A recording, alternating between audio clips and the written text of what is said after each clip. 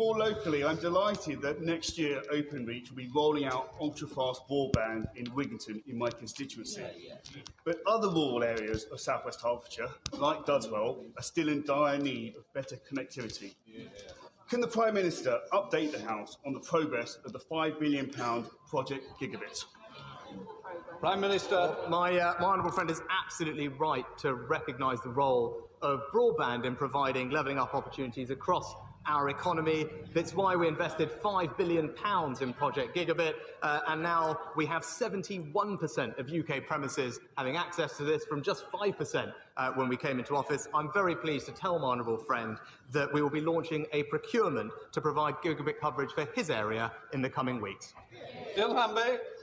Thank you, Mr. Speaker. The Prime Minister will know that it's Scotland's energy resources that feed corporate profits and keep His Majesty's Treasury pumped full of cash to the tune of £8 billion in the last 9 months alone.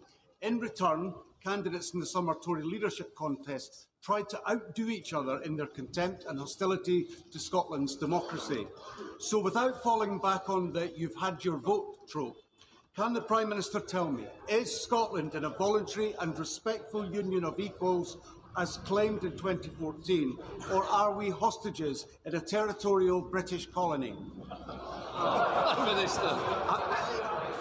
Mr. Speaker, what people across Scotland rightly want to see is both their governments working constructively together to improve their lives. That's what we will do on this side of the House. And part of that is actually supporting Scottish energy producers, which he is right, have a vital role to play in enabling our transition to net zero and improving our energy security. And those Scottish companies will have our full support. Scott Benton. Thank you, Mr. Speaker.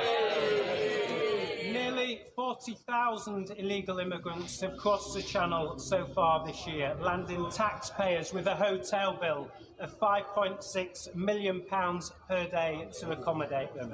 Is it any wonder that millions of people in this country are furious with the situation?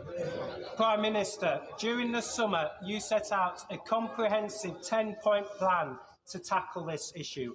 Everybody on this side of the chamber wants you to succeed in this aim. When can we expect the firm action the British people are demanding? Well, Mr. Speaker, I know this issue is rightly a priority for my honourable friend. It's a priority for his constituents, and I can reassure them that it is a priority for me and this government too. Whether it's the Nationalities and Borders Act or the further measures we are planning to take, we will defend our borders, stop the illegal crossings, and ensure that there is fairness and compassion in our system. That is the way to restore trust.